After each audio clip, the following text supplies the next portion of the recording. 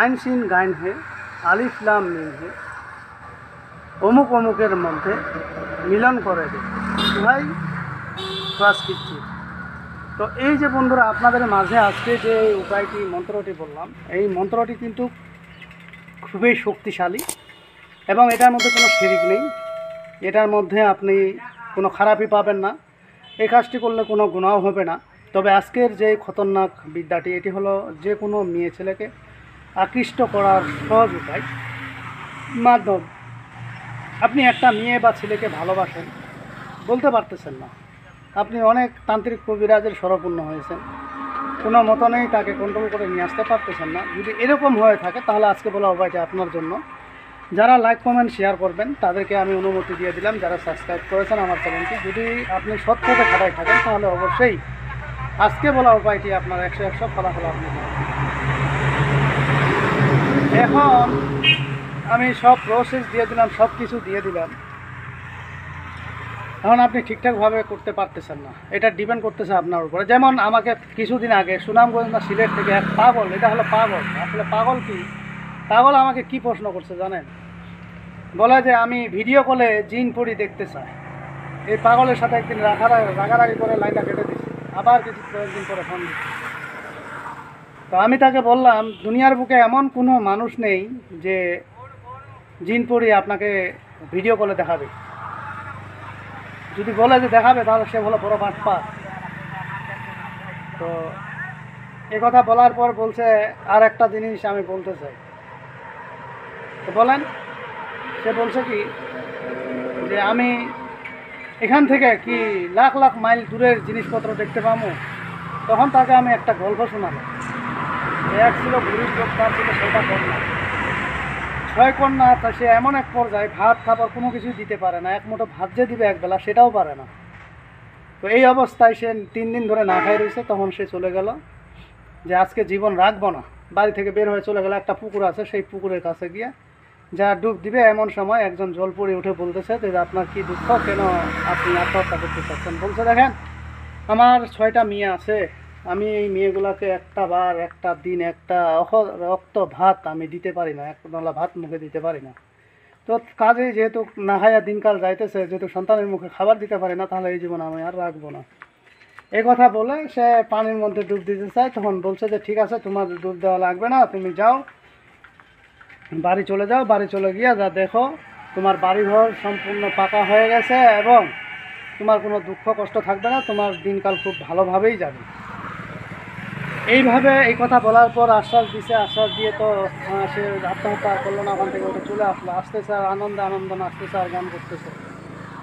তাই আস্তে আস্তে এমন এক পর্যায়ে বলতেছে, আরে আমার দুঃখ কিসের, আমি তো আমার বাড়িঘর তো সব পাকা, রাজা বাদশাহ বাড়িঘর হয়ে যাবে, আমার আর অভাব কিসের। এই আনন্দের খুশিতে সে কিছু দূর গিয়ে চোখ বন্ধ করে নাচানাচি শুরু করে দিছে।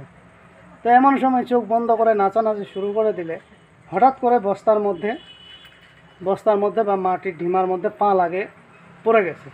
তারপরেও সে চোখ খুলে না। এখন বলতেছে আর বেটারা আর কাজ পাইল না যে আমার এই রাস্তার মধ্যে মাটির ঢেলা আর ইটের গুটি আর ওই বস্তা ফালাই রাখছে, আর কাজ পাইল না, অন্যদিকে ফালাইল না। চোখ কিন্তু সে খুলে না। কিন্তু চোখ না খুলেই সে বাড়িতে চলে আসছে। আবার বাড়িতে আসে দেখে যেমনকার বাড়িঘর তেমনই আছে, কিচ্ছু নাই, কোনো পরিবর্তনও নাই, খাবার দাবারও নাই। তো সে মনের দুঃখে অনেক মানবন্তিক হইল যে না, আমাকে যে কথাটা বললো এটা সম্পূর্ণ ভুয়া এবং খারাপ কথা, আসলে কোনো কাজের সাথে মিল নাই। তখন সে আবার ওখানে চলে গেছে আত্মহত্যা করার জন্য। তখন বলছে দেখো তোমাকে যে আমি এখানে বললাম যে তুমি বাড়ি যাও, তোমার বাড়িতে কোনো দুঃখ কষ্ট থাকবে না, তোমার সব রাজা বাদশাহী হয়ে যাবে। তো তুমি যে এখান থেকে বাড়ি যাইতেছিলা, যাইতে যাইতে তুমি কী করছো? যাইতে যাইতে তো আমি অনেক গান করছি, নাচানাচি করছি, তারপরে হলো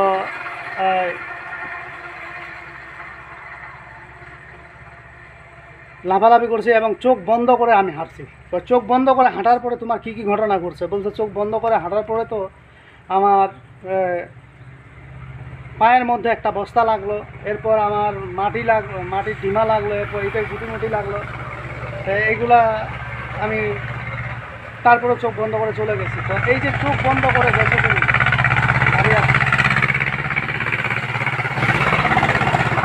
এই যে চোখ বন্ধ করে গেলা, তুমি চোখটা খুললা না, এটা হলো তোমার ভাগ্যের পরিহাস। তোমার ভাগ্যে কিছু নাই, তোমার ভাগ্য খারাপ। তুমি চোখ বন্ধ করে চলে গেছো সব কিছু ফালাই দিয়া। তোমাকে যে আমি এই বস্তার মধ্যে এই টাকা পয়সা দিলাম, স্বর্ণ লঙ্কার মানে স্বর্ণ মুদ্রার যে ঢিকা পয়সাগুলো দিলাম, তুমি তো একটাও তুলে নিলে না। তুমি তো চোখ বন্ধ করে চলে গেছো। এটা তো তোমার দোষ, এটা তো আমার দোষ না। তখন সে বলতেছে যে আসলে আমি আনন্দের মধ্যেই ছিলাম, এই জন্য আমি চোখ বন্ধ করে চলে আসছি, ওগুলোর দিকে তাকাই। তো আসল কথা হলো, যারা বেকুব মানুষ এরা মনে করতেছে কি সব কিছু ওর বাপ দাদার সম্পূর্ণ সামনে ওর চলে আসবে চোখে। তো ওই জন্য আমাকে সে প্রশ্ন করছিল যে আমি ভিডিও কলে দেবতা দেখতে চাই, পরি জিন পরি দেখতে চাই, তারপরে এখান থেকে হইলে আবার আমি লাখ লাখ মাইল দূরে দেখতে পারবো কিনা। এই হলো 1 নম্বর জানোয়ার এবং গর্ধবের বাচ্চা। তো তাকে বললাম যে তুমি একটা পাগল এবং তোমার 14 গোষ্ঠীও পাগল, বলে ফোনটা রাখে দিছি। একটা যে কোনো বিষয়ে লিমিট থাকা উচিত ভাই। এইগুলা আসলে আমার কথা কেউ মাইন্ড করবেন না, কারণ এইগুলো আমি এই জন্যই বলছি, কারণ পাগল দেখছি, এরকম পাগল দেখি নাই। আপনি জিন পড়ে আপনি স্বচক্ষে দেখতে পারবেন, যদি আপনার ভাগ্য ঠিক থাকে, আপনার বাতিনি চক্ষু ঠিক থাকে, তাহলে আপনি স্বচক্ষে জিন পড়ে দেখতে পারবেন।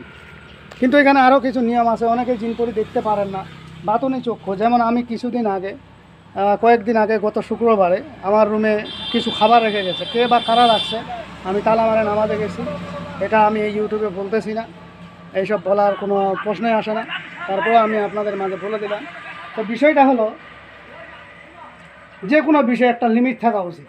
তো ওইগুলো হলো পাগল এবং পাগলের জাত, এগুলোর কোনো লিমিট নেই, কোনো কথাবার্তা হিসাব কিতাব নেই। তো যাই হোক, এখন আজকে মূল বিষয় নিয়ে আলোচনা করি। আজকে যে বিদ্যাটি আমি আপনাদের মাঝে দিলাম, এই বিদ্যাটি আপনারা কীভাবে কাছে খাটাবেন। প্রথমত আপনারা যে মন্ত্রটি বললাম এটি মুখস্থ করে নেবেন পাক পবিত্র হয়ে মুখস্থ করার পরে আপনি ধূপকাঠি জ্বালিয়ে নেবেন। আর মাটি, অল্প মাটি, যে কোনো মাটি নেবেন। 2 পা 2.5 পা হাঁটার পরে মাটিটা নেবেন। নেওয়ার পরে ধরেন এটা মাটি, এই যে 2 পা হাঁটলাম, 2.5 পা মানে এই একটা ডেক তো ফেলাই দিব, তখন অর্ধেকটা ফেলাই যেই পায়ের নিচের মাটিটা হবে, এই মাটিটা আপনি তুলে নেবেন। তুলে নেওয়ার পরে আজকে যে মন্ত্রটি বললাম, এই মন্ত্রটি 101 বার আপনি ওই মেয়ের নামে পড়বেন। পরে ওই মেয়ে যে রাস্তা দিয়ে চলাচল করে তার রাস্তায় আপনি ছিটা দেবেন, সেটা বাড়ি হোক রাস্তায় হোক। তবে খালি পায়ে যদি হাঁটা কাজটা শক্তি বেশি হবে। আর যদি শরীরে কোনো মতন একটু কাপড়ের উপর হোক যেমনি হোক দিতে পারেন, তাহলে আরও শক্তিশালী হবে। দেখবেন এই কাজটি করার পরে ওই মেয়ে আপনার পিছে পিছে আজীবন ঘুরবে। যদি অবিবাহিত হয়ে থাকে অন্য জায়গায় বিয়ে দিতে পারবে না, টিকবে না সেই বিয়ে। আর যদি মনে করেন বিবাহিত হয়ে থাকে, তার স্বামীকে বেশি একটা পাত্তা দিবে না এবং আপনার প্রতি তার সবসময় টান থাকবে। এটা ওপেন চ্যালেঞ্জ এবং গ্যারেন্টি কাজ। তো যাই হোক বন্ধুরা, এটা অন্যায়ভাবে কেউ করবেন না। আজকের ভিডিও আমার এই পর্যন্ত। এই ভিডিওটি যদি ভালো লেগে থাকে অবশ্যই একটি লাইক দিবেন, বন্ধুবান্ধবের কাছে শেয়ার করে দিবেন।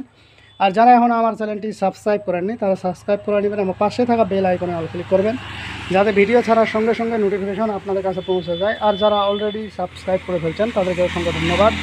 তো পরবর্তী ভিডিও দেখার আমন্ত্রণ রইল। সেই পর্যন্ত ভালো থাকবেন, ধন্যবাদ।